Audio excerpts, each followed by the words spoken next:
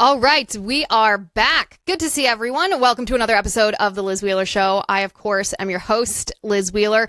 It's always a good day and a fun day and a satisfying day on The Liz Wheeler Show when we can prove that the mainstream media are liars because, of course, they are despicable liars. And the liar of the day is the Washington Post. And this is a very important lie, by the way, that we're about to debunk because this lie, as told by the Washington Post, underpins the entire color revolution that the left is trying to stage against President Trump.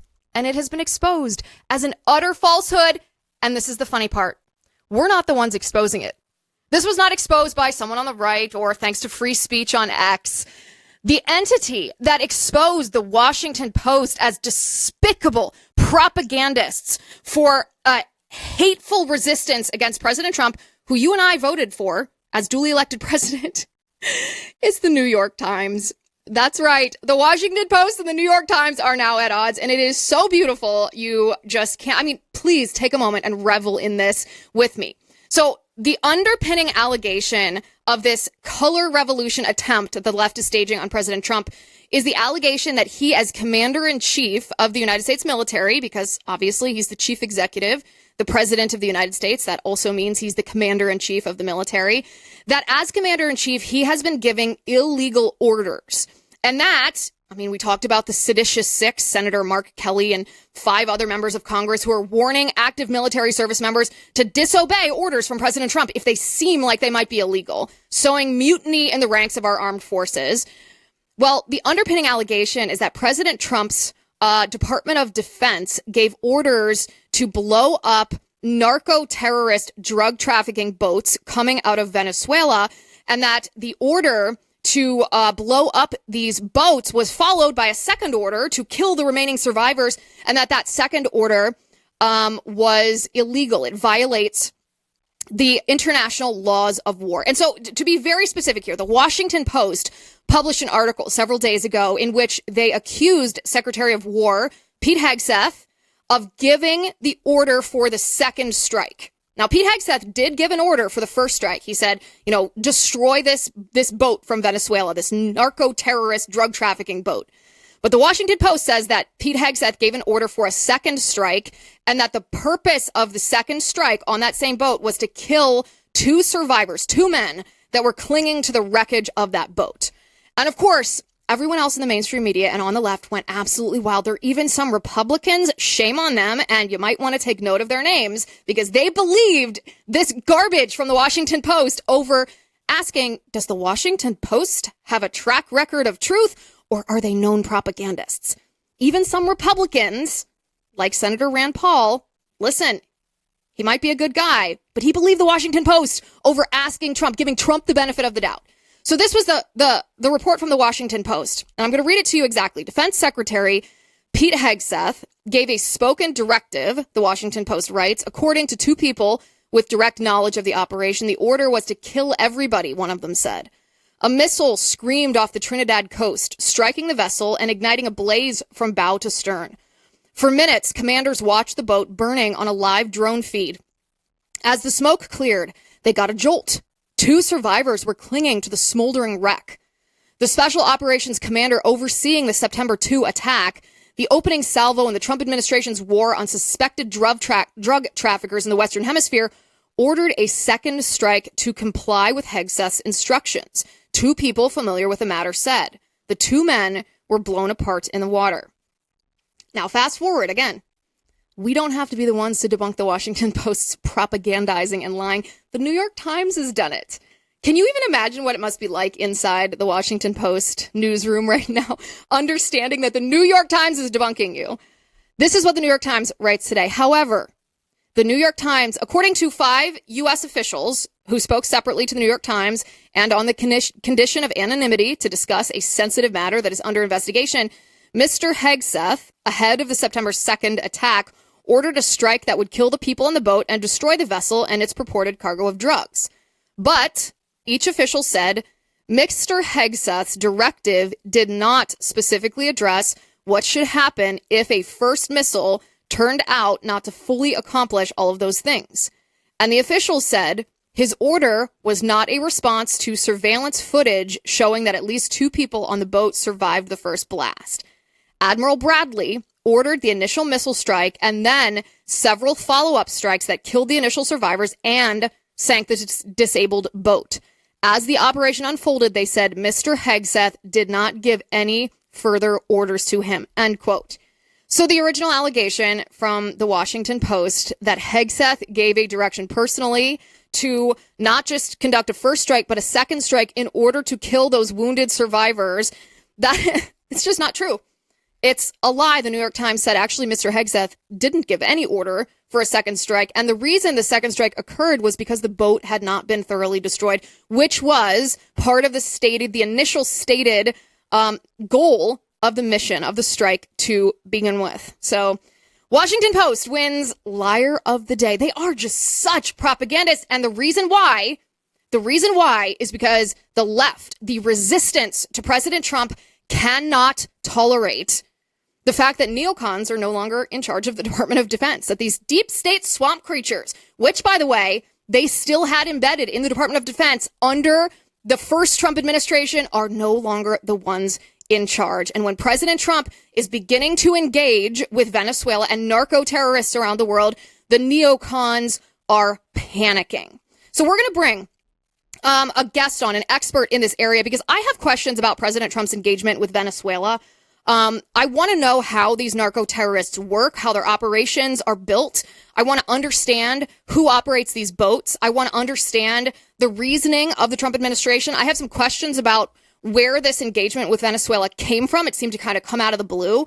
So we're going to bring a very special guest on in just a minute to talk about this because he knows all about it. But first, I want to give a huge shout out to today's sponsor, All Family Pharmacy.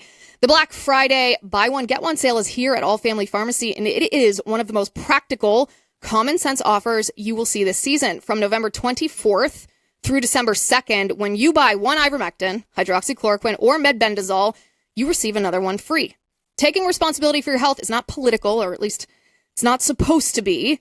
It's simply the right thing to do, the smart thing, the prudent thing. And having access to trusted medications without barriers or confusion, gatekeeping by politicos maybe, it matters now more than ever. All Family Pharmacy makes the process simple. Go to allfamilypharmacy.com/Liz. Place your order online. It's very easy. A licensed physician will review it, approve it, and your medication will then ship directly to your door with privacy and reliability. This Black Friday event lasts only 1 week and supplies are limited. When the inventory is gone, what can I say? It's gone. If you value preparation, clarity, and the freedom to make informed choices, and I know you do, visit allfamilypharmacy.com/Liz before December 2nd and secure your Black Friday buy one, get one off deal. That's allfamilypharmacy.com/Liz. So I am very excited to welcome to the show for the very first time, by the way. He is the head writer and researcher for Glenn Beck. He's also a former intel analyst at the Department of Defense, which gives him unique insight into what is happening, both the color revolution that's being staged against President Trump, but also President Trump's engagement with Venezuela and with these narco-terror boats. Jason Buttrill, thank you for joining the show. Thanks for having me, Liz. This is a crazy story. Everything going on in Venezuela is involved. There's so much more going on with this. I hope you have the time, and I hope the listeners and viewers have the time to listen to this, because there is so much going on here. There is proxy wars. There is terrorism. You mentioned narco-terrorism. There's even so much more to that definition right there that's going on that we're not really being talked about. I don't think I kind of wish that President Trump and Pete Hegseth had a Glenn Beck chalkboard so they could lay all this out, because it's that crazy and in depth. Tell them. I know, right? There's just so much stuff going on, but I know there's a lot of, I think, people that are kind of worried about, because there have been people throwing around, especially from the administration, regime change language, and that is very worrisome because we've had bad experiences with that. But it needs to be discussed. It needs to be understood. So thanks for having me. Yeah. This is why I wanted to bring you on the show, because I want to dive into, in depth if we can, all of these various questions, because I share hesitation about regime change that never ends well. That's a very neocon thing. There was a recent poll that came out, I think yesterday, that showed that up to 80% of the American people don't want regime change in Venezuela. They don't want us to be involved. And I do think that that's something that we should take into account when that amount of the American people feel a certain way. Not necessarily the be all end all. President still has access to information that maybe we don't, but it's something that should be a factor. I also don't think it's smart, and I know that this is a very unpopular thing to say on the right now, is this overcompensation for the neocons is to rush into isolationism, to think that the American military has no role except defense of our homeland. And I also disagree with that. I mean, I'm very much in favor of a foreign policy like President Trump demonstrated with Iran and taking out their nuclear facilities. Yes, for goodness sake, use the power and the might of the U.S. military to protect our interests before they harm us here in our country, and then get out. Just don't make it a forever war. That being said, let's kind of start with Venezuela and with these boats. Like, how is this tied, the narco-terrorists, the drug traffickers, how is this tied to the Venezuelan government officials? Because from what I have been reading and researching, it seems that it's not just autonomous entities that are the drug cartels. It seems that they are either sponsored or maybe run by Maduro and his pals. Yeah, so the narco element of this, and we'll get to the terrorism part later, which is a very important specification on this. But the narco part has been going on in Venezuela that goes all the way up to the government. I would say, well, since I've been looking at it, it could be earlier than that, but since at least like the mid 2000s, like 2010, around then. The terrorism part started around 2011. But again, we'll get to that later. But the way that Venezuela works, kind of crazy. It's incredibly corrupt, as you would expect from a socialist government. But the way that it works is it works with a bunch of different municipalities that kind of run under the command of, I think they're called collectivos, collectives. And the government official will be in charge of the region. But then there's also these gangs that work with the permission of the specific head, like a governor or mayor or whatever. They work directly for them to police, to jump on their motorcycles and make sure all the dissent protesters show up. They run over there, squash it. Military and police official don't even have to get involved. But they're all working through approval of the government, sometimes direct coordination. Tren de Agua has been known to operate in very similar ways, but like under the sanction of Venezuelan government officials, under the direct sanction of Colombia or Venezuelan officials. That's how the drug cartels work as well, and that's how they make money. So when the cartel of the Suns, that is not really an official named cartel. That's just a nickname that was given out, I think, by U.S. officials when they were tracking how all of this works. And it always went straight to a Venezuela high-ranking general. So the sun stands for this, instead of stars on their shoulders, they have sun insignia. So the cartel of the Suns is the cartel of the high-ranking generals, basically, which also get their direct orders from, back then it was Hugo Chavez, now it's Nicolas Maduro. So all of them are getting kickbacks. All of them are giving, at the very least, approval to allow these things to go on, or direct involvement in it and orders and things like that, so that they can benefit and profit from these, drug profits and everything they do. So they load up the boats.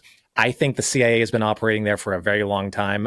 We keep on hearing, it seems like every other week, that the Trump administration had greenlit CIA operations. It was like a story came out about that a month ago. Then a week ago, another story came out and said, yeah, greenlit CIA. No kidding. It's been going on there for a long time. Wait a minute. Explain that though. So when you say there's CIA operations down there, what does that mean? Do you mean that they've infiltrated the gangs? Do you think are they partnering with the gangs and profiting? Explain that, because I know there's a lot of CIA conspiracies, some of which are true and some of which aren't. And I just explain exactly what you mean. Well, I think that could be as bad as we could probably imagine it, because it has been as bad as we can imagine it everywhere else. I know specifically, well, I don't know specifically, but my assumption is that this is primarily involved with human assets on the ground that they are running on the ground that will be able to tell them when shipments are going out, whether that involves terrorism, all the way down the line, and where orders are going on. So when they are targeting these specific drug boats, because they have human elements on the ground that are saying, okay, the boats were loaded, it left this dock, it's now rolling out in the Caribbean as we speak, and then that's when they strike. Okay, so in this case, it would not be a nefarious CIA operation. It would just be, we have assets on the ground so that we have intel on what's going on. Well, yeah, I think there are nefarious CIA operations going on there, but very specifically because a lot of people have asked me, how do they even know there's drugs on these boats? There's very specific human intelligence that I think is ran through CIA. That's the way they're able to tell that these are drug, boats.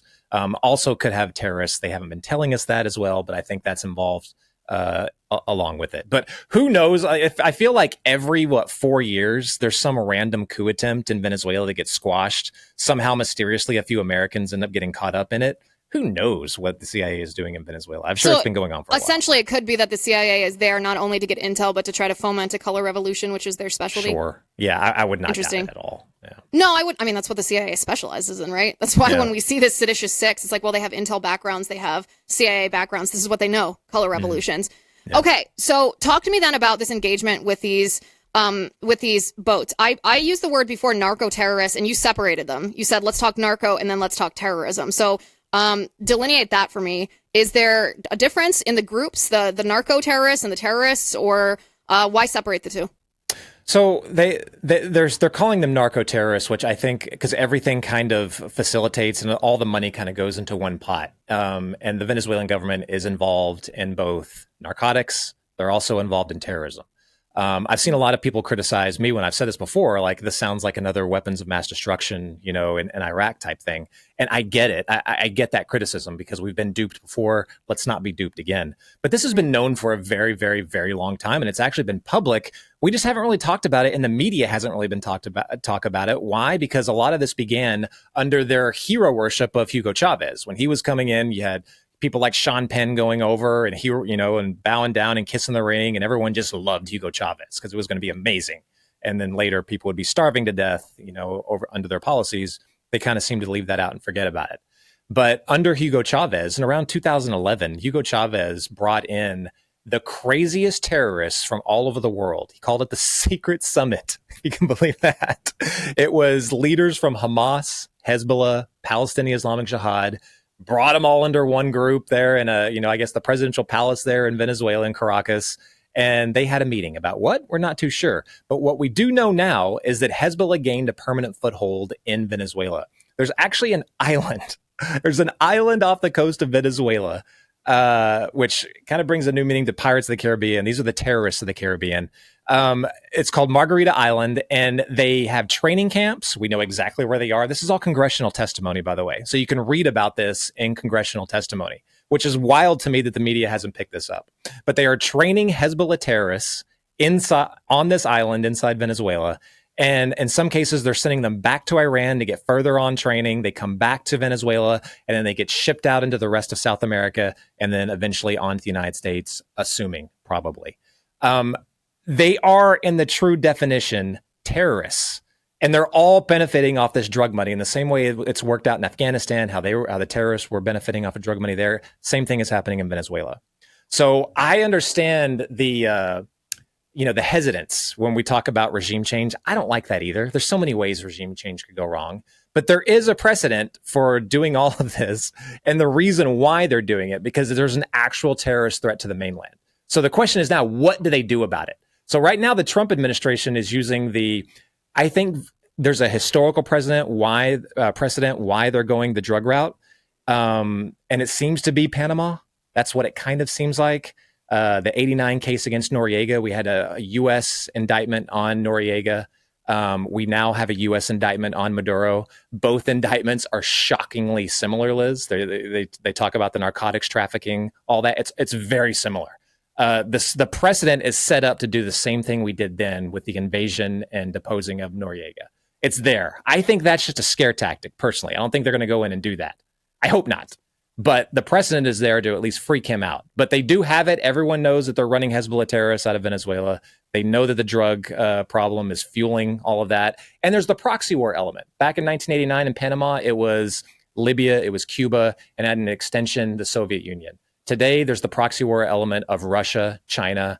Venezuelan oil goes to fuel China's machine all the time. Russia sends Russian tankers over to Venezuela to fuel up the oil tankers and bring it onto China. It's so much larger than what we're being told. I think we should just be told all these. Let the American people decide what we do want out of this. What is the alternative? We haven't really been given all that information. Yeah, I think this is so interesting because it does change perspective on military actions when you know the background of what's going on. Mm-hmm. So when you're describing Hezbollah terrorists being trained on the island, in Venezuela. Margarita Island. What a creepy name for that. If they're training terrorists, these are Islamist terrorists, right?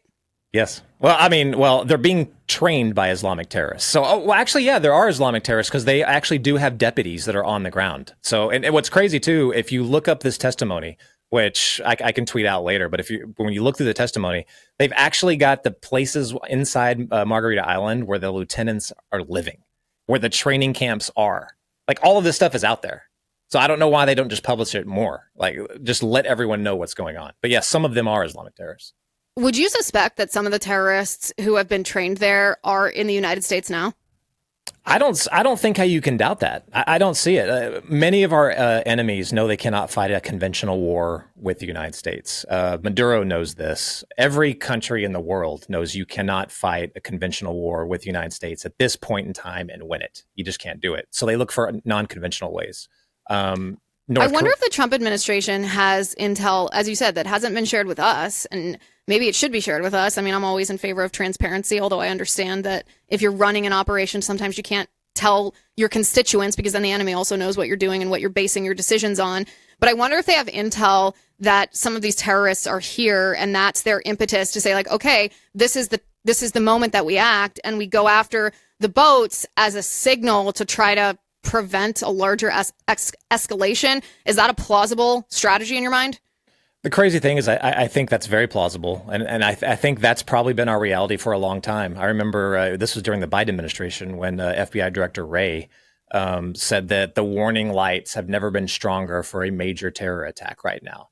Now, he was basing that off of some information that he never made public. He wouldn't go into it further. But they know. They know not only the people that they have actually labeled and fingered, people that could have been, trainees from Margarita Island or somewhere else that just walked across the border. Who knows? But they know that besides the people they've actually fingered, there's thousands of gotaways that they could be setting up, sleeper cells all over the United States. We just don't know. The crazy thing is that, like, the Afghan attack in D.C. last week really is just a warning. As horrific as that was, nothing compared to what we have set ourselves up for. It's nothing. That is just a warning to a larger threat that we're looking at. And my fear is we're not really taking it seriously. I think that maybe going fully into the reasons why what we're doing in Venezuela is so important might wake some people up to that. And I'm not saying that's regime change. Regime change. I don't really know what I don't know what the alternative is and how you fix it. But regime change even carries so much more like let's say you depose Maduro. Well, then he still has a huge army who are still loyal to him. Yeah. So what's going to happen? What we know when you just get rid of the military, we saw what happens in Iraq. What happens to then? You get massive sectarian warfare. You get a worse terror threat. I mean, it never ends well. So I'm not exactly sure what the solution is. Yeah, well, that's the conundrum, I think, because I can only think of one regime change, and you can correct anybody listening and watching right now can chime in the comment section and let me know if I'm missing one. But the only regime change in my lifetime that I can think of that was successful was the Soviet Union, and that was like a while ago in a little bit different situation. But all the Middle Eastern ones, it's just resulted in disaster. Look what happened in Iraq. Look what happened in Libya. The track record here for the neocons is not good. It does point to they want forever wars. They want to profit. They don't care how long our troops are at war or how many people get killed. They're just bloodthirsty. They just want to go to war. I have to say, I do trust President Trump, though, and his instincts on foreign policy, because if there is one aspect of his presidency, this was true in his first term and this term, that he has been, in my opinion, impeccable on, it's been foreign policy. Like, Trump knows what he's doing with foreign policy. He knows how to negotiate. He knows how to create peace deals. And those watching the show know that I don't just lightly give out I trust somebody in politics. Usually I'm like, okay, sure, I might trust you, but why don't you show me the evidence to help me trust you? And in this case, I have to say, like, it would be awfully out of character for Trump to do something like start a forever war or fall into a regime change trap that results in, neocons profiting, when every single thing he said and done for 2 terms has shown his commitment to the opposite. Yeah, no, I agree. And there is a Trump doctrine for a lot of these things. Like, he does not want to get into a forever war. He doesn't even want to use the military hardly at all. But the Trump doctrine, we've seen this going back to North Korea back during his first term. He masses a large force he intimidates, he talks boastful, talks big, and eventually gets them to back down. That's the Trump doctrine. Now, if that doesn't work, he usually pulls back and tries something else, usually something along the lines of sanctions or trade or something like that. But there's never an invasion or something like that. So I think a lot of this is following exactly in line with the Trump doctrine. We'll see where it goes. But I mean, you talk about ramification. I mean, I've seen a lot of people, you talk about, Trump's foreign policy. I've seen a lot of people criticize Donald Trump for maybe spending too much time on foreign policy and not looking inward at like the economy and stuff like that. The problem is that they're so incredibly linked at the moment. So you can't continue to go the way we were going, the way we were spending tons and tons of money, deficits, everything. We were spiraling down a hole and there was no way to get out. He's trying something different with the tariffs and everything. I don't know if that's the right way. I don't know if it's going to work, but at least he's trying something different. Now, wrapped up in all of that, on the eve of this incredible technological change we're about to have through AI and robotics and everything, he's got to somehow basically remake global trade and the financial system. So he's concentrating on these areas that we're weak at. So like China, but China and Russia's influence are also in South America and places like Venezuela. You can see a lot of these things come together and a lot of the dots connect. He's trying to remake the global financial system. He's got to do it through international trade and through foreign policy if we are going to survive this huge technological change. All of that's wrapped up into one big boat. Yeah, and by the way, I know that a lot of people in the conservative movement and on the right, even Trump supporters, were very fearful of the tariffs, and I have always loved Trump's tariffs. I think that they're an ends, or they're a means, right? They're a means to an end. They are not the goal. They are to level the playing field, and they've worked like a charm. That's another area people should give Trump a little credit on, because he's not just going to stupidly apply tariffs to these countries. He's going to do it in order to get them to behave economically the way he wants them to behave. Otherwise, they're going to be punished by our economy, which is our strongest weapon. That's one of the things. Again, I'm not trying to sit here and just, list all of President Trump's accomplishments and skill sets here. However, he is the first president that I can ever remember, Jason, that has recognized that even in foreign policy disputes, our strongest weapon isn't like the most powerful bomb we have. It is our economy. These countries cannot survive without the American economy. And Trump's not afraid to use that to make sure that we are not taken advantage of. Let me use that to jump to this. There have been questions, I would say even allegations, really, that this is a military engagement from the Trump administration with Venezuela, only ostensibly due to Venezuela's narco-terrorism, but really some people are saying it is about the oil, because Venezuela holds the world's largest proven oil reserve. It's like 303 billion barrels as of 2023, which is 20% of the world's reserves. Do you put any credibility on the theories that the U.S. is vying for control of these reserves? No, that we don't need Venezuelan oil. We're already pretty well off the way we are. I think that the oil is, and their reserves are part of the discussion, though, because that is why China, that is why Russia, that is why BRICS, in all. That's why they're interested in Venezuela, and to have that amount of potential economic power right at our doorstep is very, very huge. So I think when people are looking at that, they're kind of conflating, well, who is after the oil? Is it us, or is it the rest of the world? It's our adversaries. We don't want our adversaries to be in control of that, especially in our backyard. So I think that's the primary motivation for that. But I mean, there's things in China that they can't even do unless they have Venezuelan oil. Or if they can't get it from Venezuelan oil, they got to try somewhere else. There's a huge, massive global chess game going on right now. Who is going to control energy going forward towards, as we go towards this big AI and robotics boom? Who's going to control, natural resources? Who's going to control rare earth elements? If you start looking at all these different dots, those are all the places where Trump is really nailing down negotiations. When China said that, we're not going to allow any more rare earth elements to be produced, in China anymore. Trump freaked out, as he should have. What did he do? He immediately went to Southeast Asia, went to places like Australia, and effectively cut China out of 75% of the world. It was amazing. It was a masterstroke. Again, I didn't see too much media, giving him the credit that it was, but he forced by sheer will and trade deals, China to come back to the table and go, oh, sorry, dude, we didn't mean to do that. And they completely backed down. This is going, I hate to provide a soundbite like this, but I feel like we're already in a World War III. Right now, it is who is going to control rare earth elements, energy going forward as we push further and further towards powering and developing AI. And there's a scramble right now to who is going to control these different parts of the world and who's going to bring them over into their side to help develop this. And we're right at the threshold of that. It's right at the beginning. And this is driving a lot of the conflicts.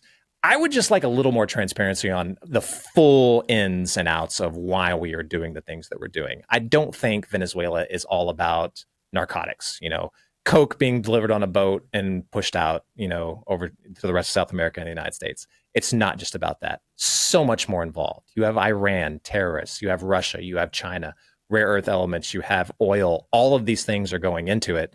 I think if people really understood it a little bit more, or at least were told about it, we'd be a lot more, I guess, willing to understand what how far they're willing to go to make sure that the homeland is shored up and we're prepared.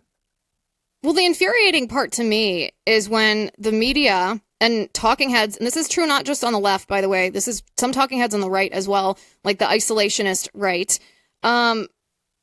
they pose this false binary without talking about any of these other factors.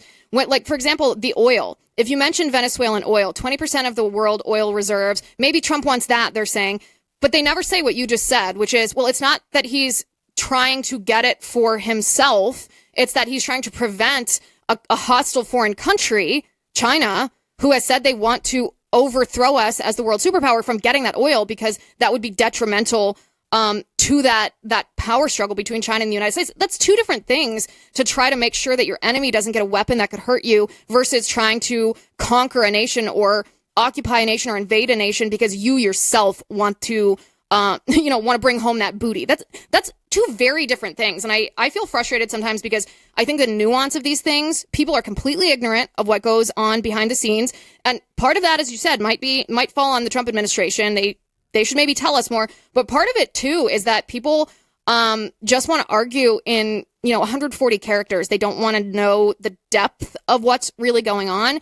So I do, though. And I think people watching the show do, because I think a lot of American people trust Trump on foreign policy. Even maybe not. Maybe I should correct that. There was a lot of freak out on the right over the Iran thing, the 14-day war.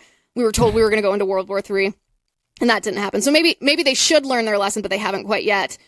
Okay, so I guess we'll first start with the transparency thing. If you could ask the Trump administration like one or two or three questions that you feel like would give you and me and everybody with us, the American people, a little more insight into what this operation is truly about, what would you ask them? I think to start, I would ask the very first question you asked me when we started this was, can you at least explain how the Venezuelan government is involved in the overall, narco trafficking? Just explain that. So if you explain why it's called the Cartel of the Suns, if you can explain how far that goes, if you can show that Nicolas Maduro, if not just gives approval to that, but also gives orders, that would go a long way. Now, once you get to that and you understand that, then you can say, well, now tell me the terrorism part. What was discussed in congressional testimony, which everyone knows behind closed doors, it doesn't really talk about. For some strange reason, the media doesn't make a huge deal of this. Talk about the Iranian terrorists being trained in Marguerite Island. Let's talk about that. Then you can connect the drug money to the terrorism. Then you can talk about the other threats that you talked about that we haven't heard about or don't know about. Are these people even in the United States? Then it becomes a direct threat to the homeland. So now we have an actual reason to support this if that's what they are doing. And what this is, I'd like to know what this is. Is it, they've hinted at regime change. Is that what it is? I'm not saying I'm going to support that, because if you get rid of Maduro, you still have his army, you get rid of all of it, then you have millions of Venezuelans that can go completely awry. And we've never seen that, as you pointed out. We've never seen that. Right. That just becomes a vacuum for terrorism. Again, we saw that in Libya and Iraq. You can't depose someone and not put in a new government. But if you put in a new government, it just hasn't historically worked. Interestingly, though, speaking of regime change, there was a report on November 21st from Reuters that said that Trump or that Trump told Maduro, I should say, on November 21st, that he and his family had 1 week to leave the country. This is reported by Reuters. Trump administration hasn't commented on it, to my knowledge, at least the last time I checked. That 1 week deadline that President Trump reportedly gave to Maduro, that's gone. That's come and gone. So how do you analyze this? What do you think Maduro's strategy is here? Is he daring Trump to come and take him out? Are things happening behind the scenes that we don't know about? Like, how do you read that?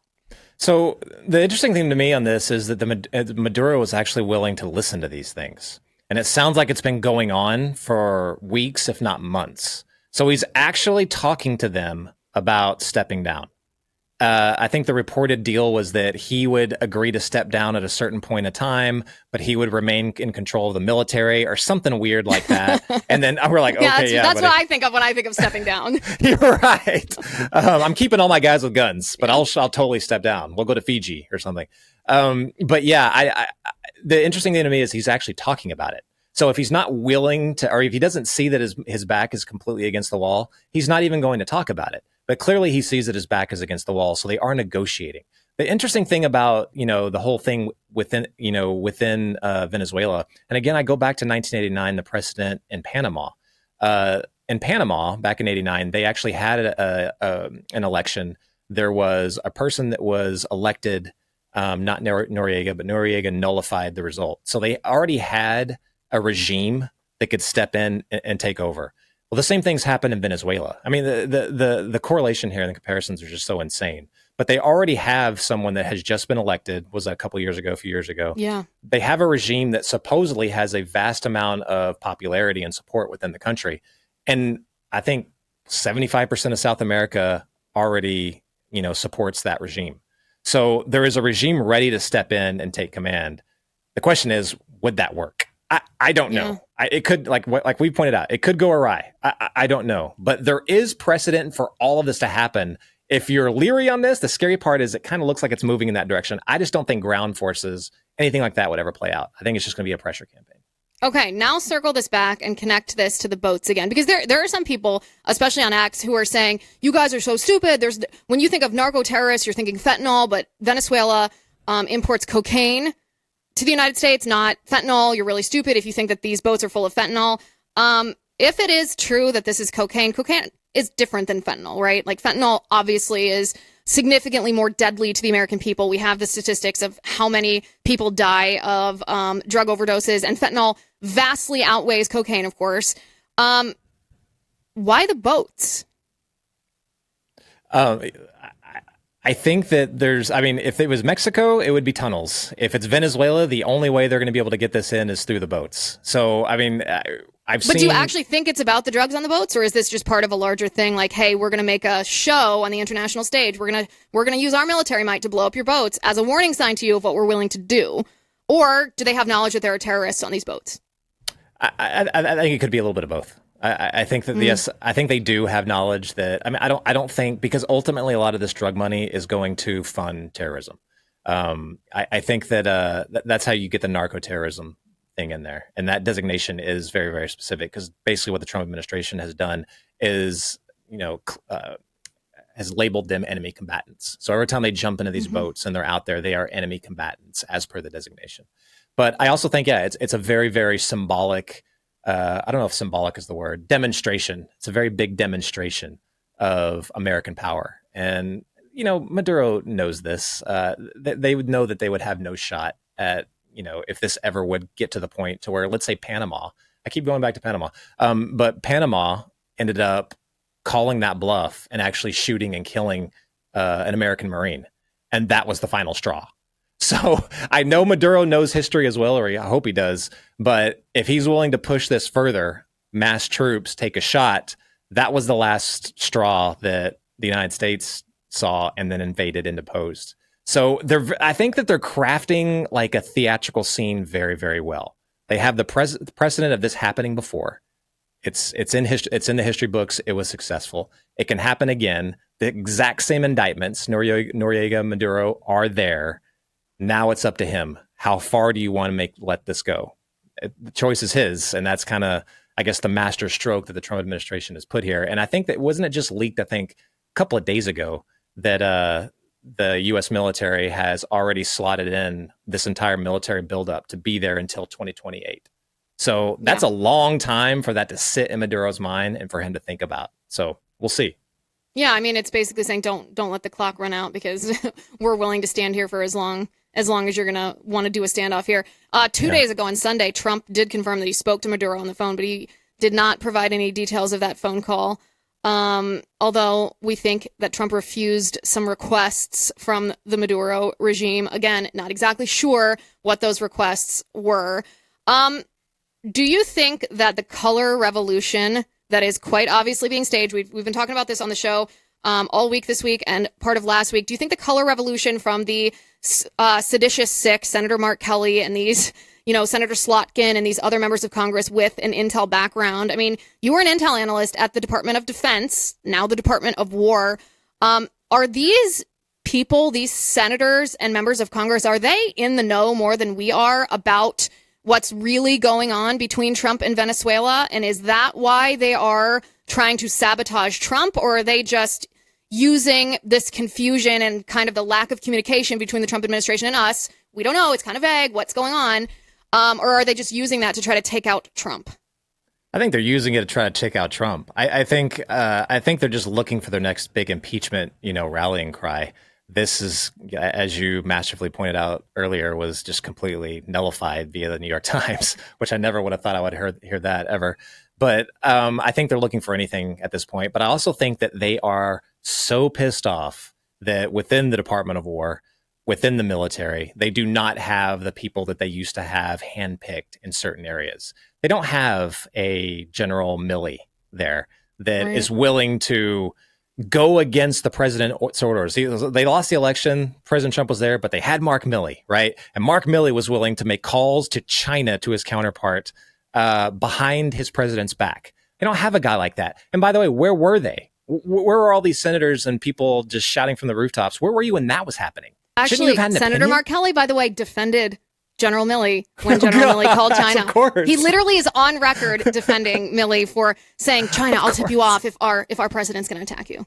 Oh my gosh, of course. But I mean, it goes way beyond Milley. I mean, they had like Lloyd Austin was the ultimate Obama yes man. The guy that stood the military down to look for those crazy white supremacists, and our Christian nationalists within the military. Are you kidding me? That turned the entire military into a political joke, doing all these like stupid, DEI and pride commercials on their official social media accounts. They don't have those guys anymore. And it scares the crap out of them. So I would assume, these color revolutionists, these deep statists are going to continue to let certain things leak, like the Washington Post thing, to make things look a whole lot worse than they are, because they know how it works, Liz. They put out these lies. Everyone believes them. All their half the country, they're all going to believe this. They're not going to believe the New York Times rebuttal. They probably didn't even read it. They don't care. They're just going to say, oh, he's trying to kill people. Hegseth ordered it. Done deal. That's all. They know this, and this is going to continue. You know what's funny? I was saying this to my producer Spencer yesterday. When the Trump administration took office, I thought that the cabinet member of Trump's who would take the most heat would be RFK. I thought there'd just be this constant barrage of efforts to smear him and ruin his credibility and try to sow divide between him and Trump and, try to castigate his characters in the eyes of the American people so that Maha moms didn't like him. Like, I thought he would just sustain it as HHS secretary. And I'm not to say that he hasn't, but it has been fascinating to me, Jason, to see that the person in the Trump administration that the left reviles the most, like this deep-seated, visceral loathing, is actually Pete Hegseth. I know. I can't really, I don't really know why, unless that just seems like the lowest hanging fruit for them, because he had no experience before besides, military. Let me take that back. He had experience, but he didn't have the the usual experience that a secretary of defense or war would have. Didn't go through that same like the pipeline. Political experience. The political. And then also, I mean, the moment he had that, did you watch that when he recalled all the generals and admirals in? Did you watch that? I did, when he called them fat. Everyone was like, this Oh, is not professional. And I was like, this is hilarious. They oh, are it was that. awesome. I know it was so awesome. And he was like, the end that stuff. He was talking about DEI addressing. He's like, that S Yeah. is done. I mean, I was like, oh my gosh. And the cool thing about it is everyone in that room was probably like, finally, finally. But to everybody else, they were like, oh my gosh, now the politics is just deleting from all of our efforts. We were trying to, fit this into the military. I think the military was like one of the last straws that they were just trying to push Yeah. it in. They've hit every other single agency from, obviously the EPA to the justice system to everything. The military was their crown jewel. Now all that's going away. So who do they punish? Let's go after Hexa. Right. Well, I think too that like in areas where the divide is usually like left versus right or woke versus anti-woke, they've had this coalition the swamp creatures have in Washington D.C. Like the true uniparty, their support coalesces around being neocons, right? Yeah. Like all uniparty members are neocons, whether you're on the left, whether you're on the right, like whether you're just a warmonger, whether you're Hillary Clinton or whether you're Lindsey Graham. Like the uniparty wants war, and not only is President Trump against it, like if they lost the Pentagon, they lost the Department of War, then I think they're just panicking. And like I said, for us normies outside of the Beltway, I think it might seem funny, like, oh, I thought you would have hated RFK more than Hegseth, but they care most about Swamp Creatures Uniparty cares most about the money, and that's where the money is. The money is in Forever Wars.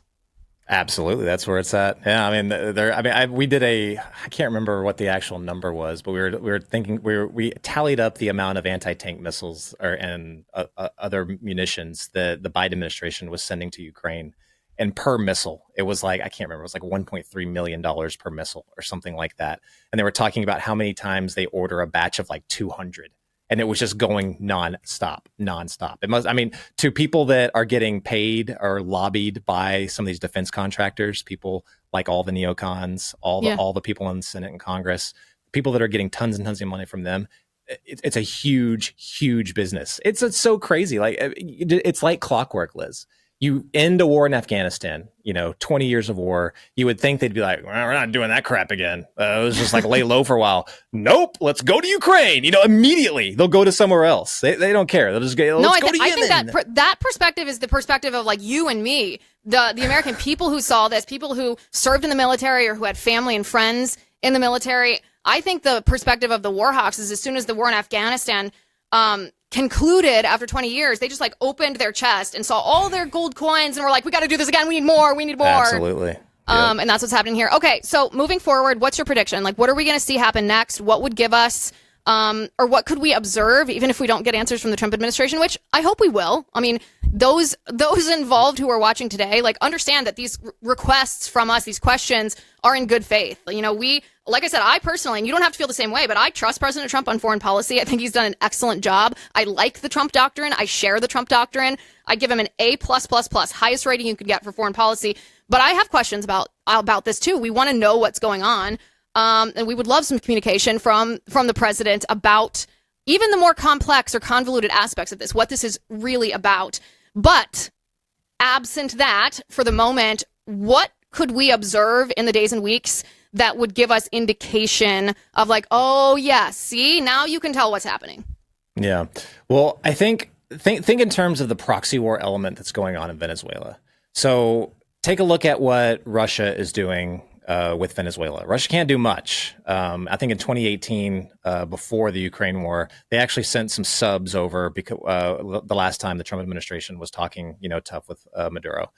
They can't do that. The most recent thing they did was they sent a couple of oil tankers, which again is a big signal and another dot because those oil tankers filled up a lot of that Venezuelan oil from their massive reserves and sent them straight to China. So China wasn't willing to get, to piss off the Trump administration, that hardcore and send boats over. But Russia said, screw it, we'll do it. Now Russia's not even doing that because Russia's got their own problems. They also are on at a separate negotiation with Trump over Ukraine. So they're not going to piss Trump over. China right now, kind of up in the air, but they're also facing massive trade negotiations with Trump over Venezuela. So I'll be very interested to see how far everyone is willing to push when it comes to what ultimately happens in Venezuela. But always look to see what Russia's doing, look to see what China was doing, see if Iran will do anything. They even have phones in their presidential palace anymore. I don't even know if they do. I don't know if they can do much. But always look in terms of the proxy war element of this. And from our stance, I don't think that, I mean, it's good to monitor the troop buildup. Personally, I think that's all we're going to see on this. I think that, and this is barring any covert operation the CIA might do. Who knows what will happen there. But I think that if anything happens, because I don't think Trump will, boots on the ground are obviously a no-go. Like none of us, I think, want to see that at all. We don't want to see a regime forced into, switching over, handing over at the point of an American gun. We do not want to see that. But I think the pressure campaign will eventually get to some kind of negotiated settlement from Nicolas Maduro. So within the next few months, I'm sure a lot more of these negotiations will leak out. But watch what Russia and China does, because this is a big, I guess, pivot in all of geography in the world right now, as far as who's going to control resources and where that's going to go. So they're not just going to give up without a fight, unless Trump's trade deals and everything else are holding them at bay. So it's going to be interesting. Let's hope the worst of what could happen does not.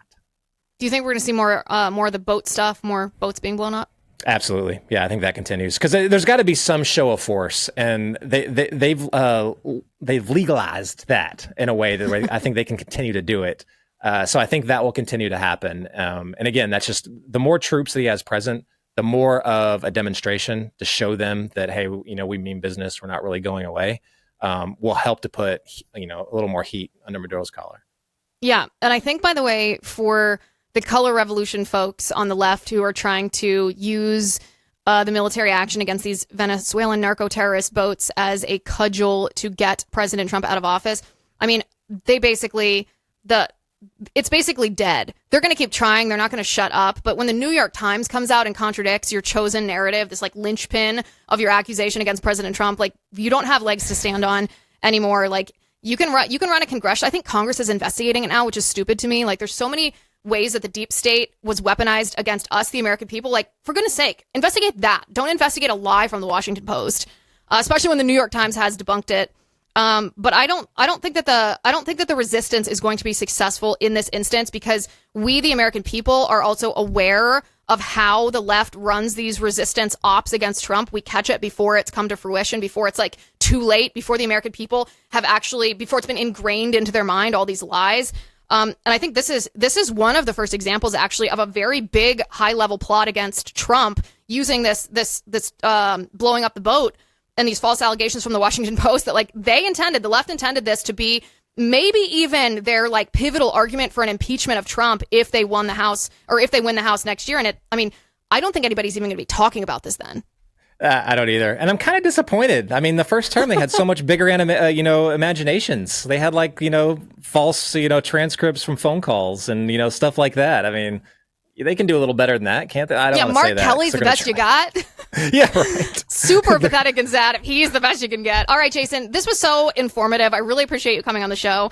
I really appreciate the in-depth knowledge of what is going on behind the scenes, because it does actually answer a lot of my questions that I had when, I don't know, my basic question was just like, wait, what the heck? Why are we going after Venezuelan drug boats? Not that I have a problem going after drug traffickers, but there just felt like there was more than meets the eye. You filled in a lot of the blanks, and we highly recommend and encourage the Trump administration to start filling in the rest for us, because I suspect the majority of the American people would be supportive if the president detailed what you detailed and then said, listen, there's a threat of terror attack because we had the Biden administration. And before that, of course, all of this was sown by the Biden administration, and then it was sown by the Obama administration. We need to shore up our security here at home because we've been infiltrated. I think the American people, even people on the right who are hesitant to use the military because they don't want to go get involved in a forever war, I think people would support the Trump administration if they understood the reality of what was really happening here. So thank you for breaking it down. I appreciate it.